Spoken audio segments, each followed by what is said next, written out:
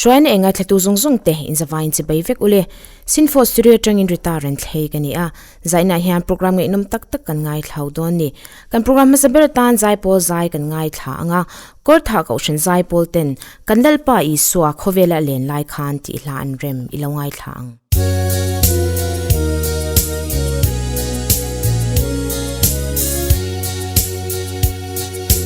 kandal pa I suwa leila len lai khan yang lo nan pei le suwa tin me te tin me ti sa yang tuan me te lam na put pari la kwang wa chi lel pa im pa mai na om ye ni min lo kwa la mi long lo mang che nang lo tu be tu la nam si lo suai liang mai chao lu kan lo kan le kan suan na sung ne len pa krom pan che lei mi ta lei dam lei lo ser le mang ngai ku tin mi lo kwa kwa la min sil phai la I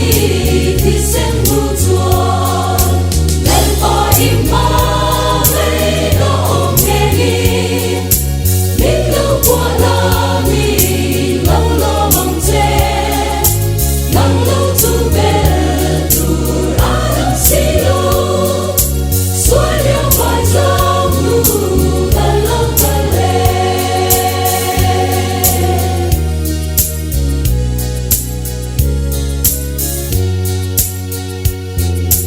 lâu mai u se la an tin ren te suai liang chao lu kan suang thong to le khar lai min dan tu lo kiang ro u dal I suang me moi mu kan du e lel pa im ma mai na om ye ni min lo kwa la mi long lo mang che nang lo tu be tu ra nam si lo suai liang mai chao lu kan lo kan le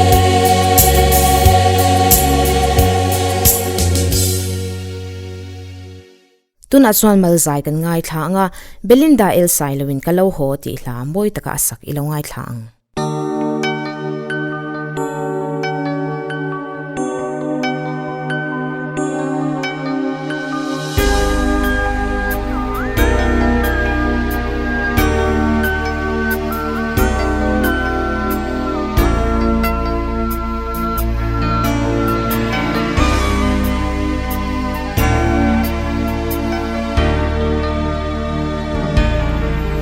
har sat na den min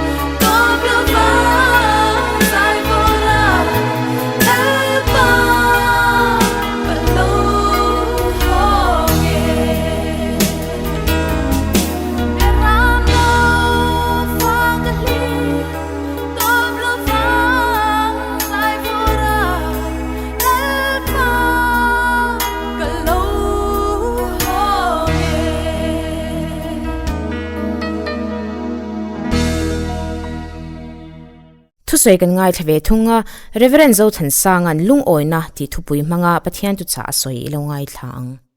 lung oina ti thupui mangin kan ngai to na te lo seng ho le la Philippi bungli chang som pakhata ke zong eng ang point mai la lung oi zel ka ching to siati kan muni kha pathian thuina le puina nen kan ni tin nun phungpa ngain kan nunga amal somna kan donga kan changa kan ni tin nun phung khailak le tibalha tu lova tuangkam taka kan nun hian har sat na mindel tu kan nei lo hian kan lung a oya enge mo hlek min dal tu le min dip tu alo hian lung oi lo na ruama min nu lu le mai thin chu tiang mi hring danglam thut thin lom na le lung oi na mamo ngoi kan ni lai hian lom theilo lung oi theilo ero kan phung tu loi si lung oi na hi tun lai khovel min chim tu chi rang ne na thaberani ti hi soi masak ka duwa in mangai tlang dia lang u ti in thanem ngai tum mai la in mangai ti ngot po soi fia lei thei to lo khopa huat na in rem lo na thin lung le ril ru pai le putu te ne na tual khat kan len ho na alo ni chuan chu mun chu kan tan mun ha tha le mun som alo ni a eng hel tur apuya tama du lo le kan rin lo kan chunga thil lo thleng min su her loi tu kan ngai to na le kan nun phung ti khai lak vek khop thil te kan tok sam ta em mai ani hi lung oi lo na ni tinin kan ma chon emo kan ti lai hian lung oi na atanga thlir chuan chung kan ma chon min ti lung oi lo tu te ne thei dan chu alo omle reng mai si alo ni heng ei le in sum le pai me le pian zia din hun le ni na atang te po hian lung oi tum lo na thin lung hian kan ngai tu na hi tam tak chu min thunun tlatani ti te hi i hrenon le teng u chu wang chuan he lung oi na ti kan thlan chan tak po hi thil ro pui pangat ti lung oi na ni lovin ke ma ni tun nu na thil ho lam te thleng mek panga lung oi zir lam hi soinat ka du lam chu ani a lung oi na lan chuan ol sam le thaber chu mel ani an lo ti no sen eng ma la soi thei lo po in alung oi na emo alung oi lo na emo chu a mela alan tir thin bible am hring lung oi lo lang sar pha saber chu kai na ni genesis bungli changa kan mu kha pathian mit muwa athin ur athup zo lova a mel alo dur ta khup mai ani kha chu wangin pathianin thiliti tha chon lom I hlo don lovem ni ti mevin zo na poimo tak alo zo ta ni kha mi zo te lim thei nui du nia in thathin kha thil dang zadang mi zo na ni lo zok ke ma ni a ngai san zok te hlut sak zok te nun zia le nun phung ina min chim tak china hian kan nui du ta zelem ten kan hlim zui zelem chu tiang mi zo te chu kan ni em ti hi in enlet atul hle mai kan mela lung oi na lang chuak mu tur ai chuan lung oi lo biak khu phur om han in chu e kha po a min chan da na po a alung kan ti oi ta lo zok mai ma chu ti tur ta thleng po hian goi tina in to ni khua po hian kalpel tur hi kan nei vek em ti te po hi ngai tu angai ani papakhat ku do in le lo sil le fen thil lueng ma nei lo a mela lung oi na le lom da lo lang chuak a chan an han zo chuan ni tinin pathian fa kani ti pathianin min thriat tira a fadu tak kani awanga engkim hi ka chunga arem ruat na anga lo thlengani ti min pom tira wangin kalunga oi ani ati mai ani kan nei that lo ni lovin kan don ro pui lo wa ni lovin a pe tu pathian awang zoka kan nunin lung oi na a chan phot chuan he pa mi hring lama din hun cheper le din hun du om lo takading a anga danglam lo tur kan ni ti po hi kanin chut tel ve po anga yang chu tun lai na ina apek man ro changkang le i tom nun om leitu ni akan thiat te hian min ti lung oim kan nei that zo po le aya thazok chuak thar zok chu tiang zong i na le o na kei ma ni thin lung kai tho tu zo ka tangim ti te po hi kan in chut chian angai eng ma ti mu mal tur nei lo ma ni ti tur ngai po hun in siam rem lo ti tur se thlor lo po hian ani na taka chuan lung oi na char chu tur emo anu na lung oi na thlen tu thil atong tlem tul tul don ti na alo ni zok chowang chuan he kan thu pui lung oi na hi kan ni tin nun man tura po hian keima ni in set gamila in ruam han gamila chu kan chunga thil lo thleng ma chon tura lo in buat sai na mang chuan ni chuak eng moi emo kholo dur le kholo thalawa po hian tia man in siam rem theina thin lung kha kan lo nei zok don alo ni a chu ti ni lo chuan fiam thuan soin tha eng te po atong tok lekin kan lung oi lo tu kang ti te po kha lo oma ruwa lo sur te po avanin om te vet tiang zongin kan thlir thei ani chowang tak chuan engkim ni sa emo ruwa sur emo lo thega po danglam lo tura keima ni kan in set fel kan in siam rem atul thin hei entiunan kan tun lai khovel kan ngai san tele mi hlo tling tia kan thalai puite emo andin hun o omnia kan thiat te nun hi han en chiang tai la an lung o yim ti hi chan har tak ani na chin omani an lung oi theilowa lung oi na an zong ve mol tho ti hi ke ka mu dan ani ke ma ni tin nun phunga lung oi tura pathian rin chana ke zong eng ki ma lung oi ka ching ti nuna kan in set ngam kan in rem fel ngam angai chu tiang thin lung kan put chu atul thin alo ni engpo ni se nung changin mel moi na siam an lo ti thin chu tiang ang tak chuan tun la ya mel ti moi tu turin nung chang ni lo cosmetic material an tiang chi thil chi sang bel tur in noi tur in bel tur in ti danglam na tur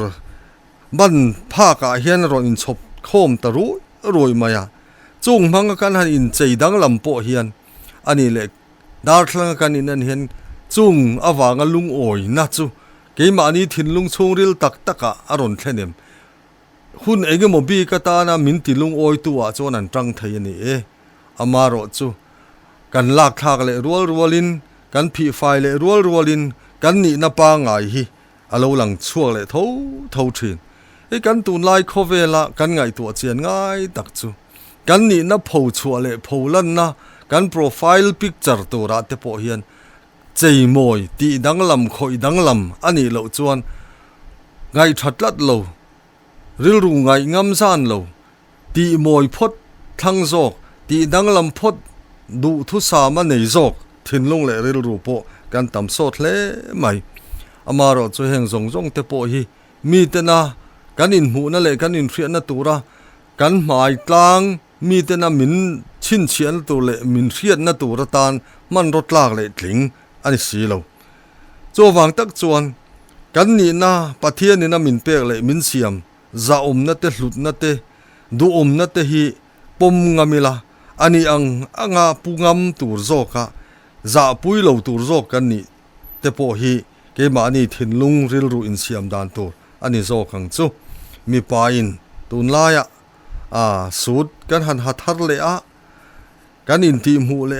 za na min thlene mo kan ti adike za na chin chu huna zirte po ani zualang chu amaro chu engkim maya sud ne na in dress up kan tum tlat chuan kan nei ve theilo le kan nei ve phak lo emo ani chuan chu min ti boi tu tang thei mei chia te po ni tho mai sud zong war berber an ron tang ta an lu chi patanga in keler thlenga kalar in rem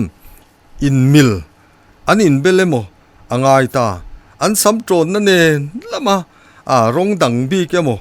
an thom no hak le buan bi te nen poa in person lo dan tur te an zon na khovel lo ni ta chu tiang chuan in mil nia kan phriat kan du thu sam kan thlan ber te po hian min ti lung oi zo chuang lo ai ga mo la ya kim lo rem pui nei lo mu bel cha na tur mit kan lo nei alo ni fo zok thin cho wang chuan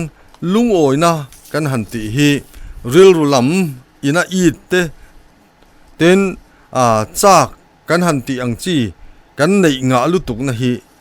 kan thunun ve anga ya kan ne ve anga ya ni heng pathian kan biak na te thleng po hian ursun le pui thu na hi tharau lam nun lung oi na min thlen tu atan atha ama ro chu pathian min biak chak tir tu le pathian biak phur oma min siam tu ani lo tika chuan keima ania rit min bel cha tu le min phur bel ri tir tu an lo ni thei ti te thleng poin kan ngai tu angai ani tun lai khovela kan in thleng po hian chu ti la heng mi zowina kan in chop chu thin kan pa ngai ang thin tui kan ti lo te po hi ani na taka chuan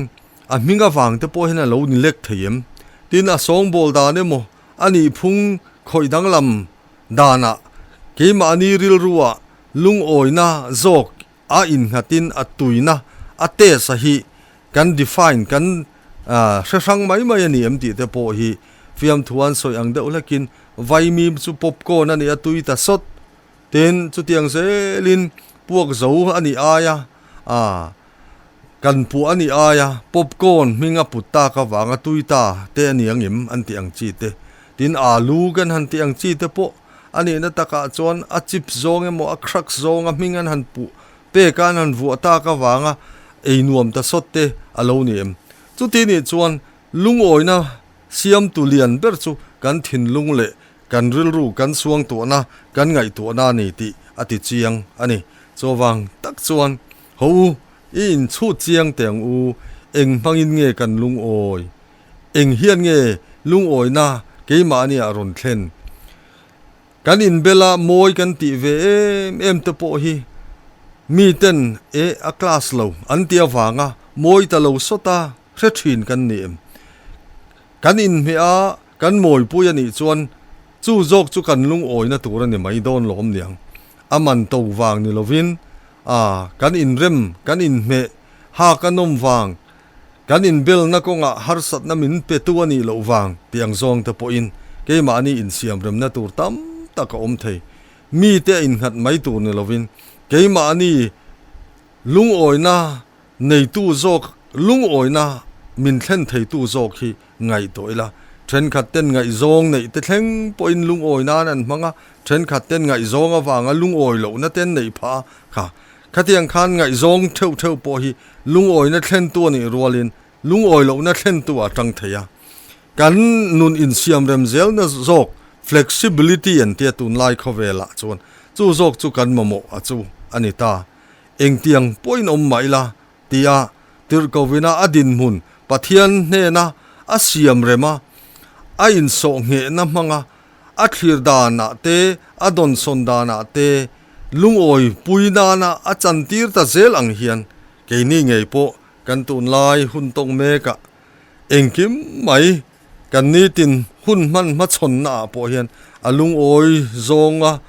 kan nun siam rem tura ke ma ni kan in ne phot chuan pathian puina dom tak kan dongin ke ma ni nuna alo thleng nge yang ti hi hriaila thalai khovela tirko Poland Timothea hena pathian ngai sakna hilung oina tel songin hlona na satakani renga ni tia lo ko mu ang hian voin khovela channa lung oina kim kan don na tur le kan mu na tur poimo ber chu pathiana wangin pathiana tangin ani pathian ngai sakna hi lung oina tel zongin hlo na satakani ti hi I hrerengang u mal zai kan ngai thavele thung tonga filina leram ruatin kalung oi zelang ti moi taka sak ilawai thang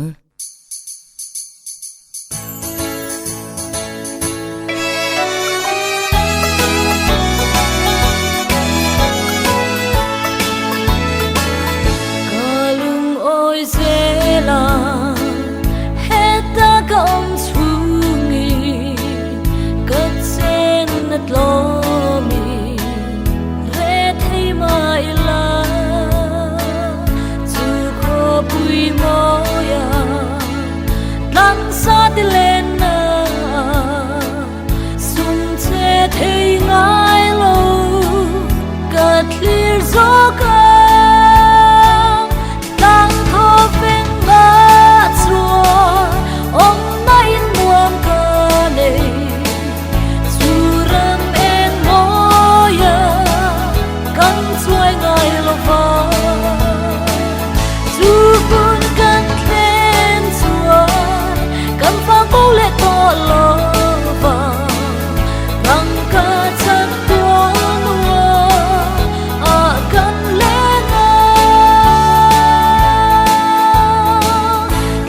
na le na to kin ka lo rum chi so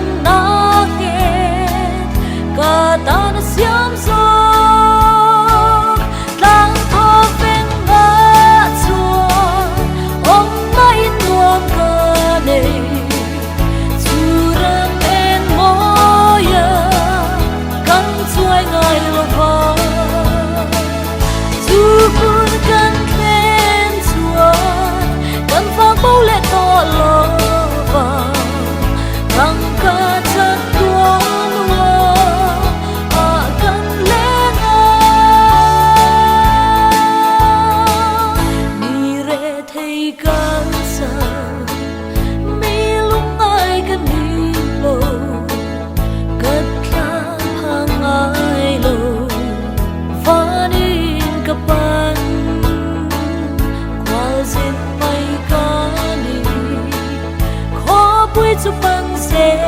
ni katir la lu khu cha don in moi ne tang tho pen ba chua om na in lo ka nei chu ram en moya kan chuai ngai lo va chu kun kan khen chua kan fa mo le to lo va rang ka chat tua lo a kan le na tang tho pen ba chua om na in nuam ka nei chu ram en moya kan chuai ngai lo va chu kun kan khen chua kan fa mo le to lo va rang ka chat tua lo a kan le kan program nung beratan leitan pastor Biazai Polten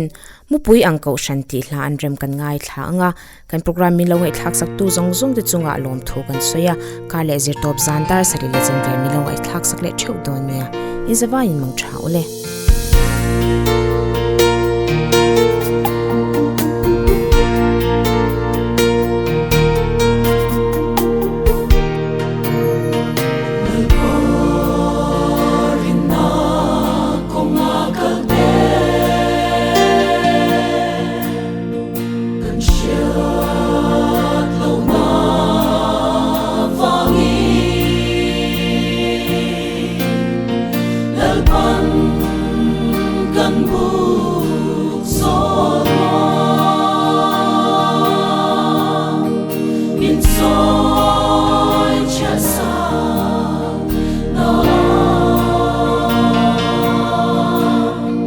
Loving kan bu le chi